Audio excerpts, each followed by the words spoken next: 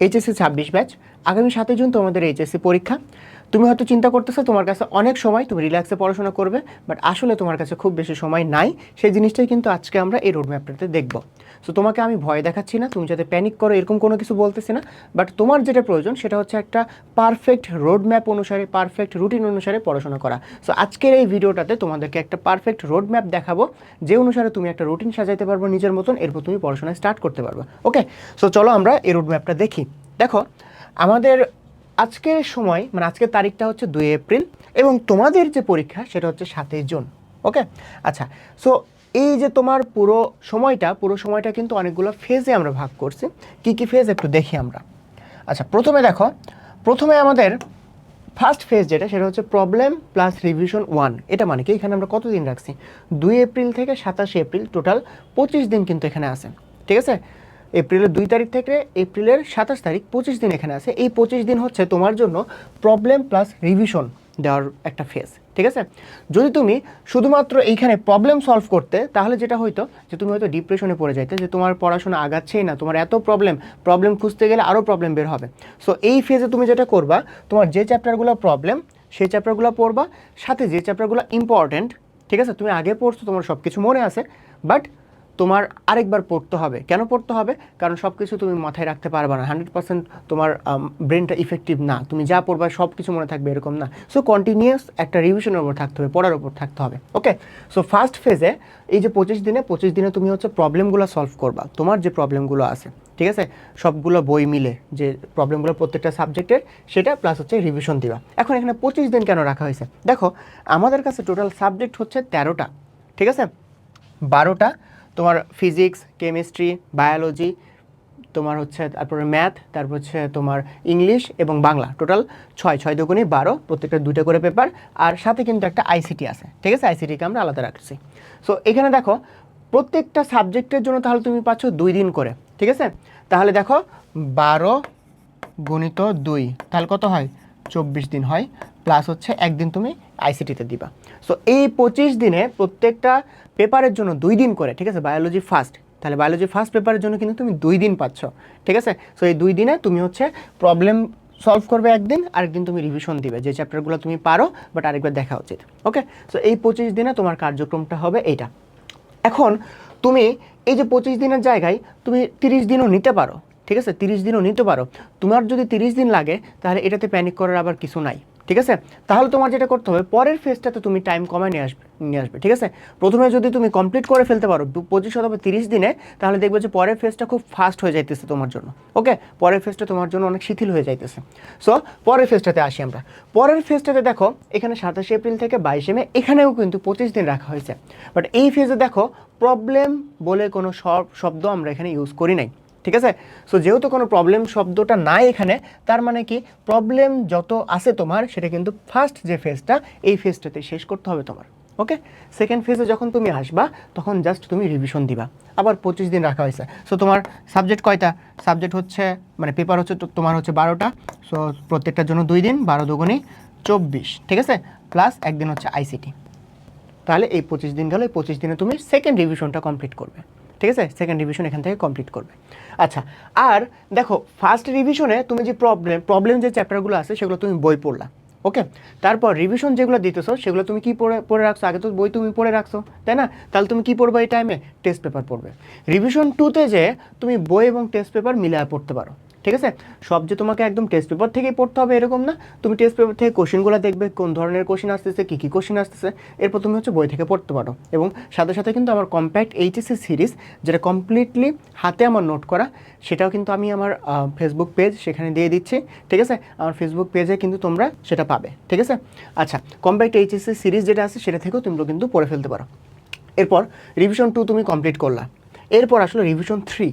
এই ফেজটা কি? এই ফেজটা হচ্ছে প্র্যাকটিস ফেজ। কেন প্র্যাকটিস ফেজ বলা হচ্ছে? কারণ তুমি ধরো এইচএসসি পরীক্ষা তুমি দিচ্ছ। সো তুমি যখন পরীক্ষার হলে যাবা দেখবা যে কোনো কিছু একটা মিসিং লাগতেছে। কোন জিনিসটা মিসিং লাগতেছে? আগে একটা পরীক্ষা দেওয়ার যে তোমার এক্সপিরিয়েন্স, ঠিক আছে, তুমি যে একটা আগে একবার প্র্যাকটিস পরীক্ষা দিয়ে আসছো, এই জিনিসটা তোমাকে পরীক্ষার হলে অনেক বেশি হেল্প করবে। সো আগে তুমি হচ্ছে প্র্যাকটিস করে রাখবা, আগে তোমার হচ্ছে সময়গুলো মেনটেন করা শিখবা, এরপর তুমি যখন পরীক্ষার হলে যাবা তখন দেখবা যে খুব ইজিলি হয়ে যাইতেছে। সো এই ফেজটাতেও তুমি আমার কম্পারেটিভ এইচএসসি সিরিজ অথবা টেস্ট পেপার থেকে তুমি হচ্ছে প্র্যাকটিস করতে পারো, ঠিক আছে। প্র্যাকটিস কীরকম প্র্যাকটিস? আমি নিজে বাংলাতে, আমার বাংলাতে খুবই দুর্বলতা ছিল, বাংলা সিকিউ লেখাতে আর কি, আমি খুবই স্লো ছিলাম এবং হাতে লেখাও খারাপ ছিল। সো আমি যেটা করতাম, আমি লাস্টের সময়ে এসে ডেইলি একটা করে বাংলা সিকিউ লিখছি, ঠিক আছে। প্রথম দিন যদি ধরো আমি 25 মিনিটে শেষ করছি, পরের দিন আমি 24, তারপরে 23, এভাবে আমি সময়টা কমানোর চেষ্টা করছি, ঠিক আছে। সো এই ফেজটা হচ্ছে প্র্যাকটিস ফেজ। 22 মে থেকে 1 জুন 10 দিন আছে, এই 10 দিন জাস্ট আমরা প্র্যাকটিস করার জন্য রাখছি। সো তুমি হচ্ছে টেস্ট পেপার থেকে physics, chemistry, math, biology, Bangla, English সব কিছু তুমি প্র্যাকটিস করতে পারো, নিজে নিজে পরীক্ষা দিয়ে যাচাই করতে পারো, ওকে। আচ্ছা, রিভিশন 3 কিন্তু আমাদের ডান। এরপরে হচ্ছে তোমার লাস্ট ফেজ, যেটা দেখো 7 জুন যদি ফার্স্ট পরীক্ষা হয়, ফার্স্ট পরীক্ষা আমরা নর্মালি বাংলা ধরি, ঠিক আছে, বাংলায় থাকে, ধরো বাংলা 1 B1 ধরো পরীক্ষা। এখন তোমার যে ফার্স্ট পরীক্ষা, তুমি যখন এইচএসসি পরীক্ষায় ফার্স্ট পরীক্ষা যেটা সেটা অ্যাপিয়ার করবা, তোমার যত ভয় ছিল দেখবা যে সব কেটে গেছে, ঠিক আছে। পরের পরীক্ষাগুলো অনেক স্মুথলি যাবে, তোমার ওই ভয়টা আর কাজই করবে না। সো তোমার সব থেকে বড় ভয় হচ্ছে ফার্স্ট পরীক্ষা। ফার্স্ট পরীক্ষা তুমি দিয়ে আসা মানেই তোমার এইচএসসির অর্ধেক কমপ্লিট করে ফেলা, ঠিক আছে। বাকিগুলো দেখবা যে ফ্লোতে চলে যাইতেছে, তোমার খুব বেশি কষ্ট হইতেছে না।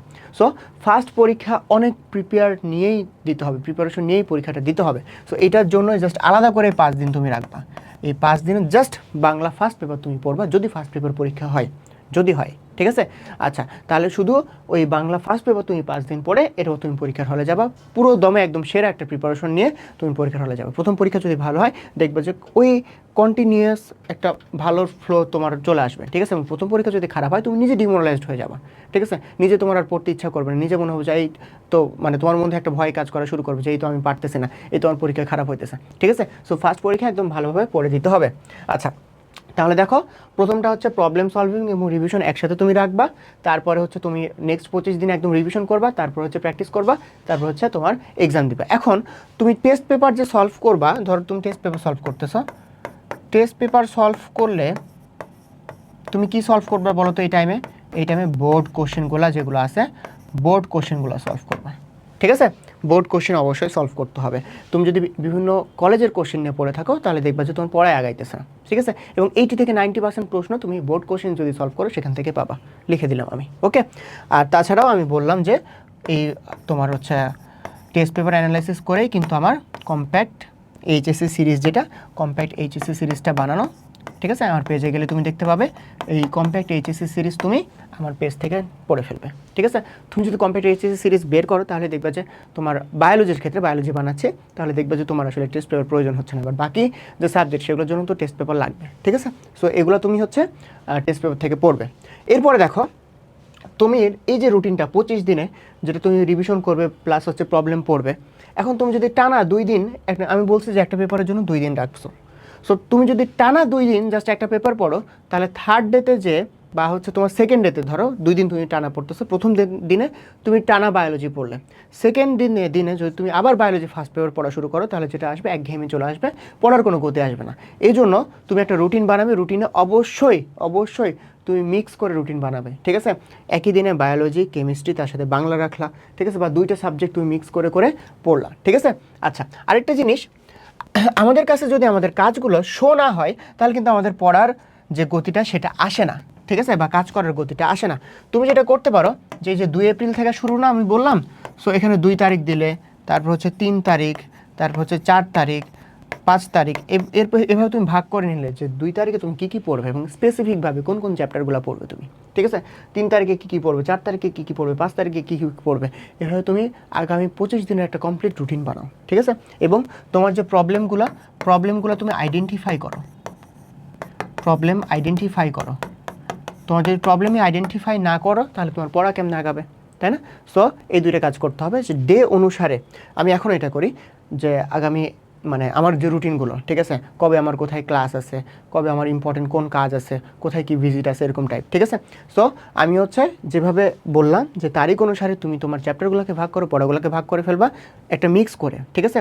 একই সাথে তুমি টানা কেমিস্ট্রি পড়বে এরকম না, মিক্স করে করে তুমি এই রুটিনটা বানাবা। এই রুটিনটা তোমার এখানে আমি শিথিলতা রাখছি, কারণ তোমার চাহিদা তুমি নিজে বুঝো, ঠিক আছে, আরেকজন বুঝবে না। তোমার প্রবলেম তুমি নিজে বোঝো যে কোন চ্যাপ্টার বেশি তোমার প্রবলেম। সো ওই চ্যাপ্টার ওইভাবে তুমি হচ্ছে এই রুটিনটা সাজাবা, ঠিক আছে। আমি তোমাকে তাহলে পুরো রোড ম্যাপটা দেখাইলাম। এই রোড ম্যাপ অনুসারে যেগুলো বললাম সেগুলো তুমি অবশ্যই ফলো করবে, এবং এই স্টেপ অনুসারে তুমি তোমার রুটিনটা বানাও, তাহলে দেখবে যে খুব গোছানো তোমার প্রস্তুতি হবে, ঠিক আছে। আচ্ছা, আর যদি কোনো তোমার কোশ্চেন থাকে এই এইচএসসি নিয়ে বা তোমার হচ্ছে এই রোড ম্যাপ নিয়ে, তাহলে অবশ্যই কমেন্টে জানাবে, আমি উত্তর দেবো। সবাই ভালো থাকো, আল্লাহ হাফেজ।